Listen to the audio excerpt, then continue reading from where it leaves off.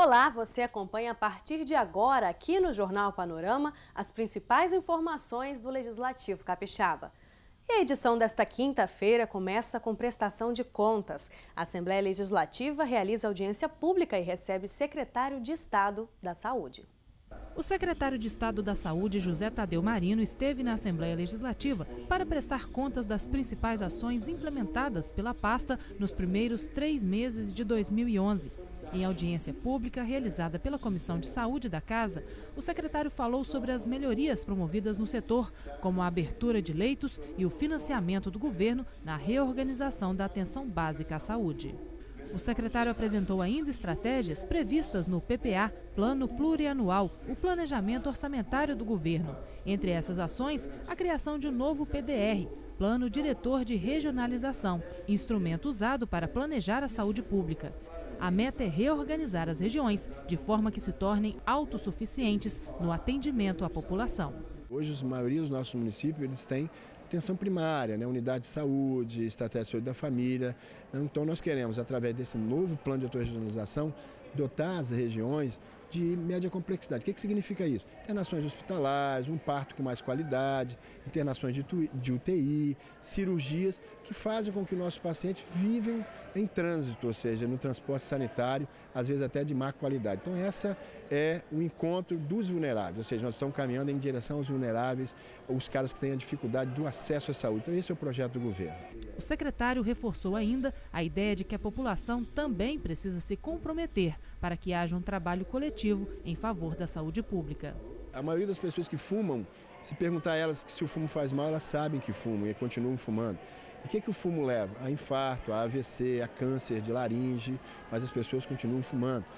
As pessoas não fazem exercício, as pessoas se alimentam mal, são sedentárias, e isso faz com que aumente o número de hipertensos, de AVC, de infarto. Então, se a gente tem uma responsabilidade maior, se a gente passa a gostar mais da gente, ou seja, melhora a nossa autoestima, faça essa prática de vida saudável, com certeza nós vamos ter menos internações hospitalares, menos leitos, melhor qualidade de vida. Essa é a lógica do SUS. A audiência foi proposta pela Comissão de Saúde, presidida pelo deputado Dr. Hércules. A avaliação é muito positiva, mesmo porque o secretário mostrou os números, e esses números mostrou que o Estado tem se preocupado com a saúde. Evidentemente que tem muitos problemas a ser resolvidos, mas o Estado não está se colocando omisso nesse contexto. Tem problemas de muitos e muitos anos. O secretário mostrou aqui as providências que o governo tem tomado e nós ficamos muito satisfeitos. A prestação de contas contou ainda com as presenças do presidente da Assembleia, Rodrigo Chamum, do primeiro secretário da mesa diretora, deputado Roberto Carlos, e dos deputados Genivaldo Lievori, Luciano Rezende e Marcelo Coelho. E por falar em saúde, o deputado quer informações sobre a possibilidade de fechamento da central de vagas da região sul. Eu tenho uma preocupação muito grande em relação à central de vagas, que hoje está localizada em Cachoeiro de Itapemirim, porém atende a 23 municípios da nossa região, ou seja, da região sul do estado do Espírito Santo. E essa central de vagas é justamente a central que é responsável em regular a transferência de pacientes de um hospital para outro, a fixação, a abertura de lugares, de espaço em hospitais, quando vem a existir demandas, acidentes, enfim, e muito mais do que isso lá na região sul. E nós temos informações de que existe a possibilidade de fechamento dessa central de vagas. O que nós queremos hoje é que o governo do estado, que a Secretaria de Estado de Saúde possa ampliar esse atendimento, possa turbinar essa central de vagas para quê? Para facilitar a vida das pessoas que trabalham aqui em Vitória, das pessoas que precisam, que carecem da central de vagas aqui de Vitória. Nós temos uma central de vagas lá, nós precisamos de potencializá-la, nós precisamos de avançar com ela, nós precisamos de melhorar a central de vagas e não fechar.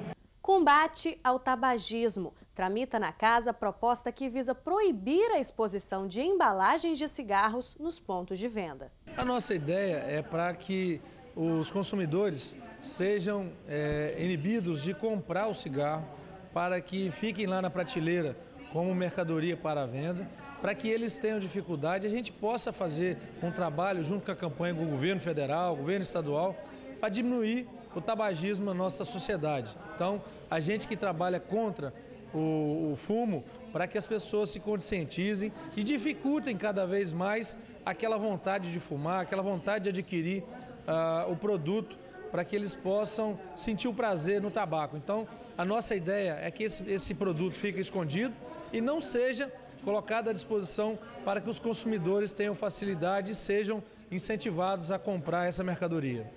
Comissão de Educação quer participar dos debates sobre o PNE, o Plano Nacional de Educação, que traça metas para a área até 2020. Uma das propostas dos deputados capixabas é que 10% do PIB nacional, que é a soma de todos os bens e serviços produzidos no país, sejam investidos na educação. A Comissão de Educação tem participado intensamente do debate do Plano Nacional de Educação. É o projeto do governo federal que está tramitando no Congresso, primeiramente na Câmara Federal e depois no Senado.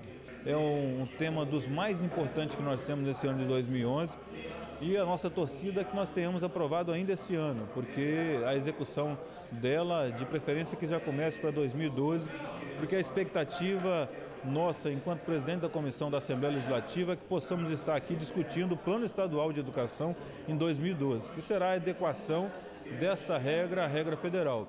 Mas a nossa torcida também é que todos nós consigamos aí uma aprovação no governo federal, na Câmara e no Senado, de termos 10% do produto interno bruto, do PIB nacional dedicado à educação, que ainda não é o que nós esperamos, já é um grande começo para avançarmos na educação e na cultura do nosso país. Vítimas de furto ou roubo podem ficar isentas do pagamento da taxa de segunda via de documentos. É o que propõe matéria em discussão no Parlamento Capixaba. Em primeiro lugar, porque a segurança pública é um dever do Estado, responsabilidade de todos. Se não há prevenção e acontece o furto, ou o roubo, ou o assalto, como é popularmente conhecido, o Estado tem que prover ao cidadão os meios necessários dele angariar os seus documentos. E o Jornal Panorama foi às ruas para saber o que pensa a população sobre a proposta de isenção da taxa de segunda via de documentos nos casos de furto ou roubo. Confira.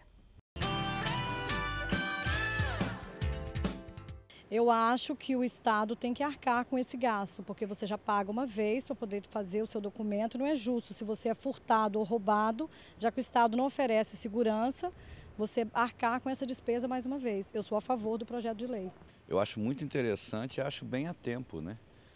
Porque você paga para ter seus documentos e se por um acaso ou por uma fatalidade ou um descuido da segurança urbana você tem isso roubado ou furtado, acho mais que direito do que você ter essa segunda via gratuita fornecida pelo Estado que não conseguiu lhe garantir a segurança necessária para transitar livre e tranquilamente com sua documentação. O cidadão ele não pode ser penalizado ao pagar uma segunda via de uma taxa, onde o Estado ele tem um dever de segurança pública e no momento o Estado ele é inerte com relação a essa situação. Então acredito que isso seja uma lei totalmente construtiva e que deve ser aprovada a fim de resguardar todos os direitos do cidadão brasileiro. Particularmente acho interessante, porque tem muitas pessoas que podem pagar, outras não. E justamente a identidade, como documento, é muito importante. Hoje em dia, sem identidade, não fazemos nada. E às vezes tem momentos da vida que não temos como estar pagando. E o governo está nessa iniciativa, dando grátis, vai ser bom para todo mundo, inclusive para mim. Chegar a acontecer um assalto comigo, ou perder o documento, que Deus não deixa acontecer, mas acho interessante, bacana essa atitude do governo. Eu concordo, afinal de contas a gente não tem que pagar duas vezes por uma culpa que é da sociedade, entendeu? Que ficou marginalizada por falta de projetos, de iniciativa, de segurança. Então eu concordo com o projeto, sim. Eu acho que ninguém faz por onde ser roubado. Perder documento pode até ser uma negligência, mas roubo não. Desde que haja ocorrência do furto, eu acho que é o dever do Estado dar segurança ao cidadão. A princípio, se o cidadão foi roubado e é o dever do Estado, nada mais justo que o Estado isentar essa taxa. Deputado quer instituir o direito de retorno gratuito em pedágios localizados no estado. Se aprovada a proposta de cobrança única, valerá dentro do período de 24 horas. É um absurdo. O trabalhador muitas vezes tem que passar 4, 5 vezes na ponte e tem que pagar 4, 5 vezes. Então nós criamos um projeto para que pague uma vez só o pedágio. Quer dizer, durante o dia ele pagou, ele pode ir e voltar. Aí é uma forma da gente defender aquelas pessoas que muitas vezes são obrigados a passar 8, 10 vezes pela ponte e tem que pagar 8, 10 vezes, trazendo assim um grande rombo no seu orçamento. Depois do acidente que deixou 2 mortos em um parque de diversões no Rio de Janeiro, a deputada propõe uma maneira de proteger quem frequenta esses locais aqui no estado. Ela quer que parques e circos informem aos consumidores já nas bilheterias as autorizações de funcionamento dadas pelos órgãos de segurança. Tem que afixar nas bilheterias a licença do Corpo de Bombeiro e também da Prefeitura, onde estiver residindo o parque estiver instalado. O objetivo é para que os pais, ao levarem suas crianças, seus jovens, adolescentes ao parque, possa ter a garantia de que aquele parque tem autorização dos poderes públicos para estar instalado. Impressão de Bíblias no país ganha comemoração no Parlamento Capixaba. A Assembleia Legislativa realizou sessão solene para homenagear os 100 milhões de exemplares da Bíblia impressos no país pela SBB, Sociedade Bíblica do Brasil. Na ocasião, reverendos, pastores e igrejas foram homenageados com placas e certificados. A Bíblia Sagrada é o livro mais vendido e lido de todos os tempos. Mais de 6 bilhões de cópias foram impressas em todo o mundo. Aqui no Brasil, em apenas 16 anos, a SBB alcançou a marca expressiva dos 100 milhões de impressões e tem diversos motivos para comemorar. Pensar que, uns anos atrás, a Sociedade Bíblica do Brasil dependia de sociedades bíblicas estrangeiras para distribuir as suas Bíblias aqui no Brasil e evangelizar essa pátria. E hoje, com esse grande feito, é uma demonstração de que Deus resolveu abençoar o Brasil e nos fazer, ao invés de dependentes de outros países, sermos cooperadores de outras nações. Mas que livro é este que faz tanto sucesso no mundo inteiro? É um livro de uma história impressionante, escrita ao longo de mais de 3.500 anos, por inúmeros escritores, em lugares diferentes, trazida ao mundo em 3 línguas, basicamente, em hebraico, em aramaico e grego. Hoje, esse livro alcança a marca de estar traduzido em mais de 2.500 línguas, no todo ou em parte. É um livro impressionante, que os cristãos reconhecem como a palavra eterna de Deus. A solenidade foi proposta pelos deputados Gildevan Fernandes e Glauber Coelho, que destacaram a importância da Bíblia para a formação da sociedade. Através desse livro sagrado, que você consegue moldar, que você consegue lapidar, que você consegue formar a personalidade, o caráter de uma família. E se você fizer isso com a família, que é base, que é alicerce, que é coluna de uma sociedade, naturalmente nós teremos uma sociedade muito mais sadia, muito mais saudável. Os pais que educam os seus filhos, uma sociedade que vive o princípio cristão, né? É alicerçado na Bíblia, certamente tem muito menos risco de cair nas mazelas dessa vida, nas mazelas deste mundo, né? E o Jornal Panorama de hoje fica por aqui. Obrigada pela audiência e até a próxima edição.